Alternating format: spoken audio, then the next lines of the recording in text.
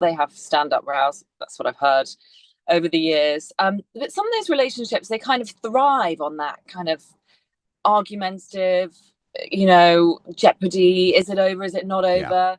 There's like a toxicity. Yeah, I'm afraid that's what I think Harry's stuck in, a sort of toxic mess. Picture this. Your husband just suffered the most humiliating, most devastating, most publicly catastrophic court defeat of his entire life. 50 million pounds. Years of preparation. A case he told the world he was going to win. A dragon he promised he was going to slay. And where are you? Not beside him. Not holding his hand outside the courthouse. Not standing next to him at the press conference. Not showing up at Chatham House where he appeared the very next day. You are in Portugal, with the kids, posting jam emails. That is the reality of Harry and Meghan's marriage right now. Charlotte Griffiths, it's astonishing to me that Meghan Markle used the court case loss for Prince Harry to send out another email for was never. That's what Lady Colin Campbell calls her Harry failing. is a drug-addled embarrassment who should be either locked up or shut down. Her failing lifestyle brand. And I just was like, are you serious? Like, there's nothing sweet about this season for your family. And there does seem to be quite a dramatic unraveling of this business. I mean, Nancy Sidley posted, I think we can officially call it, as ever, the time of death, July the 4th, 2026. And what she did, you see, was compare what was quite a sort of plush Independence Day type launch in 2025 compared to this sort of pitiful looking piece of sourdough in 2026. I don't know about you, Charlotte. I don't even want to eat that. Like, seriously. And so this business seems to be in a great deal of trouble. Do you think that is why she has been at least open to the idea of some type of reconciliation with the British royal family? Oh, I think so. I think she's well aware that the currency remains in some sort of association with the British royal family, with Diana. I do think she's coming to Althorp during this trip. And I have to say, I'm pretty skeptical about the reasons why. Of course, she wants to remember Harry's mother, but if she can't get to the royal family, it feels like she wants to get at least to the Spencers and Diana's sisters and, be seen maybe going in and out of Althorp or be able to report that she has done. Because that's the closest she can get to any kind of currency. And, she spent her currency over in the States. And we all know that she's got this warehouse full of jam that's about to go off. And I think she must have pre-scheduled all these emails. I get them. I got my one yesterday. I couldn't believe I was reading about jam yesterday when Harry was in such a pickle. Maybe we'll get a pickle email next time. But no, I absolutely agree with you there, Dan. That's clearly what's going on. Yeah, because do you remember, Charlotte, she told Omid Scobie, that little propagandist, during the last official engagement at Buckingham Palace that she would not return to England. Now, of course, she did so for the late Queen Elizabeth's funeral, but I guess in many ways that was unavoidable. My belief is that she had no plans to return, but something changed. And Charlotte, you were at the forefront of this very controversial meeting between my former boss, at least. I don't know if he was ever your boss, Charlotte, Tobin Andre, who is now the Director of Communications for King Charles, and Meghan's then team, although one of them is still with her. And Charlotte, you did cop a lot of criticism over that period because people were confused. Like, Harry is suing you. He is dragging your ass to court, Charlotte. He wants to destroy you. He wants you out of the Mail. And a lot of people were saying, including on this show, why are you giving him the airtime? Like, why are you quoting his friends and almost trying to lay the groundwork for him to return? Do you cop that criticism, or are you like, nope, it was a story, and a story is a story, and I was always going to break it? According to Charlotte Griffiths, one of the most connected, most respected royal journalists on Fleet Street, speaking exclusively to Dan Wooten on Outspoken, and what she revealed about the state of this relationship, the toxicity, the stand-up rows, The peaks and troughs that insiders say are more extreme than anything a normal marriage experiences, is some of the most explosive royal commentary you will hear anywhere right now. And that is just the beginning. Because Charlotte Griffiths also revealed the truth about Project Thor, the secret establishment plan to bring Harry back into the royal fold that she broke first and that has now collapsed completely. The tensions between King Charles and Prince William that insiders say are very real and very serious.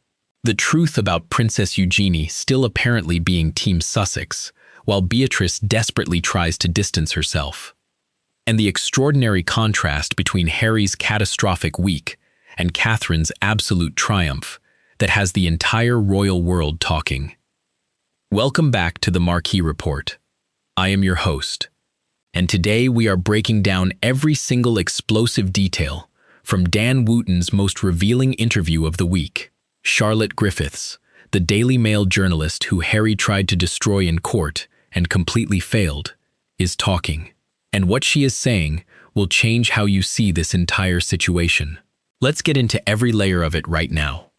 Let's start with the detail that has been generating the most conversation since this interview dropped. Because the optics of what happened during Harry's most difficult week are genuinely remarkable.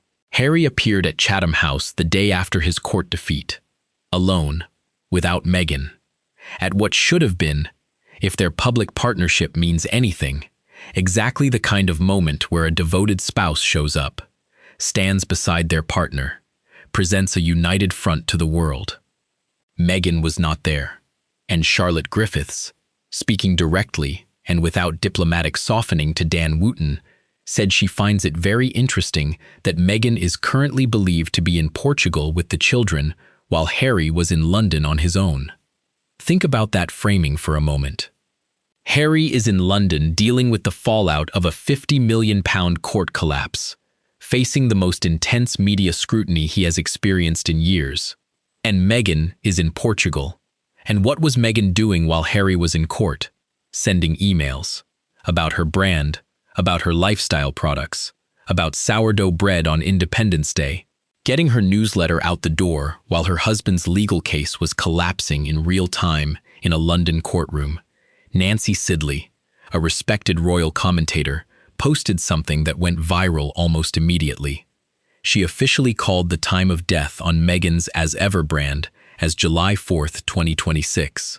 And she compared the plush Independence Day launch from 2025, which had genuine production quality and real buzz, to a pitiful-looking piece of sourdough in 2026. The decline of the brand captured in a single side-by-side image.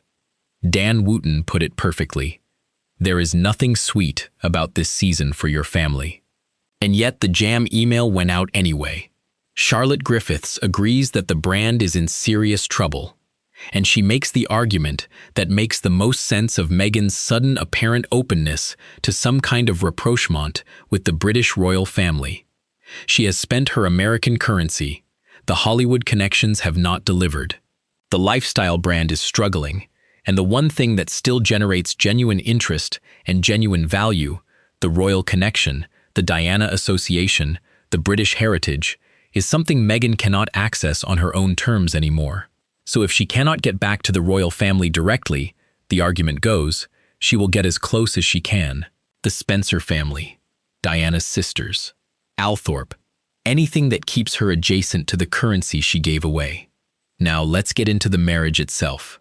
Because Charlotte Griffiths went somewhere in this interview that most journalists are still too cautious to go publicly.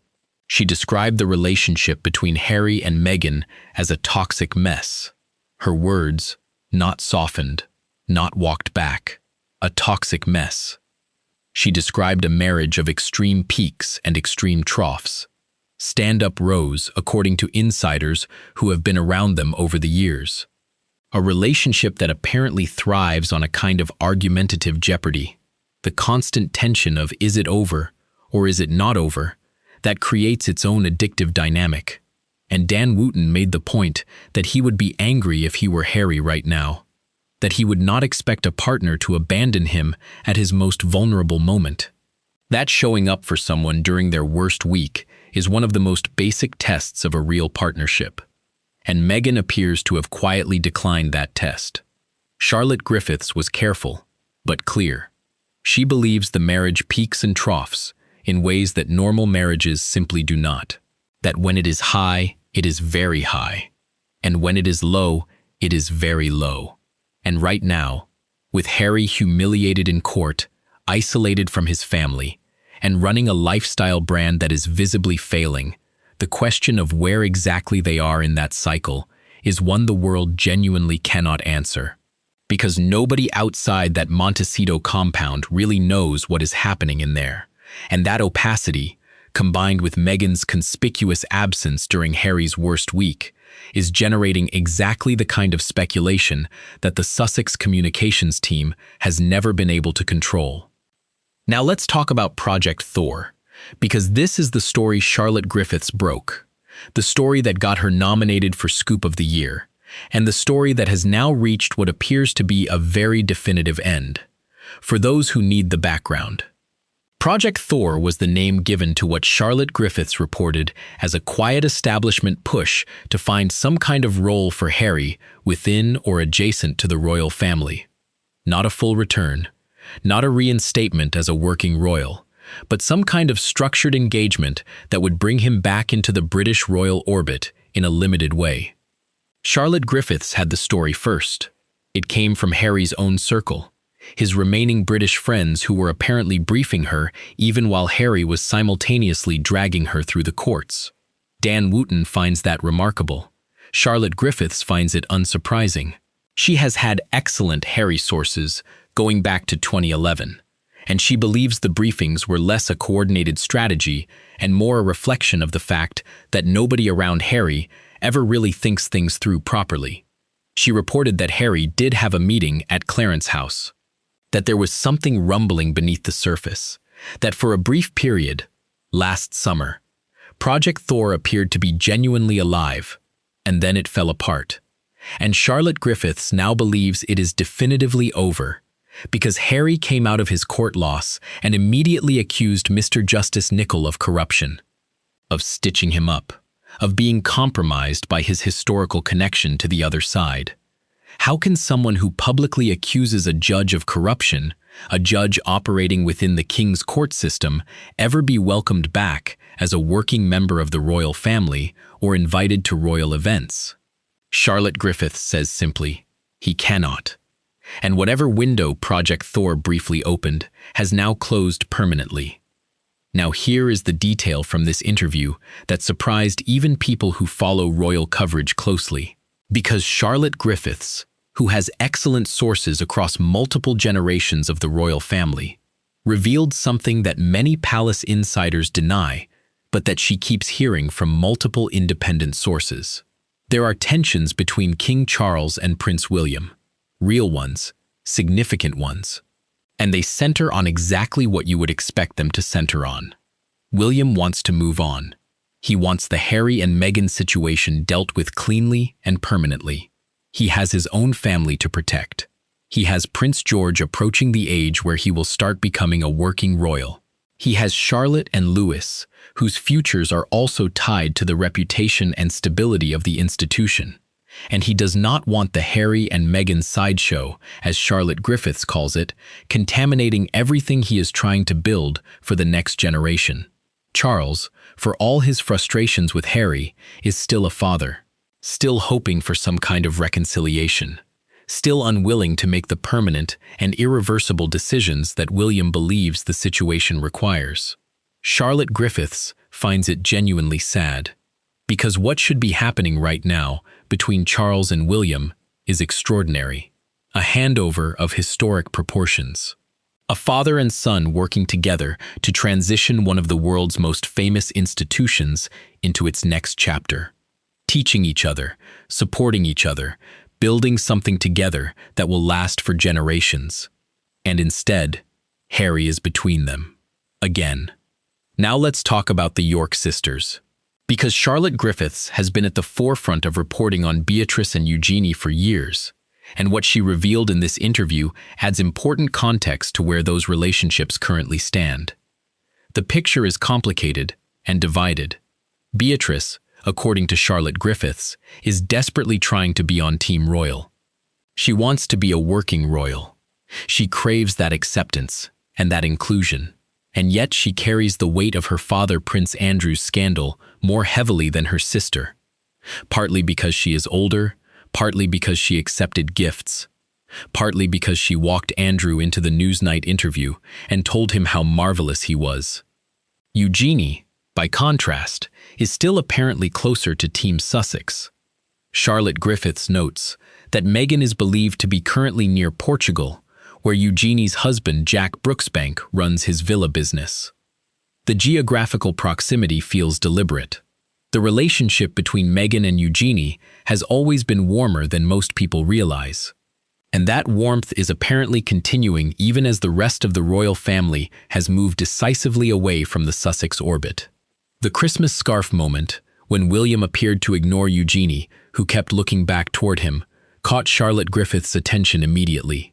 She sees it as evidence of a genuine coldness between William and Eugenie that reflects his broader frustration with anyone who remains aligned with Harry and Meghan while the family is trying to move forward.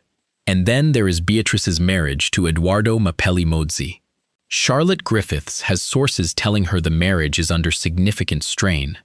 Edoardo apparently went to Florida for weeks during the height of the Epstein drama, posting carefree photos of rosé and sunshine while Beatrice was in the middle of the worst period of reputational pressure her family had faced in years.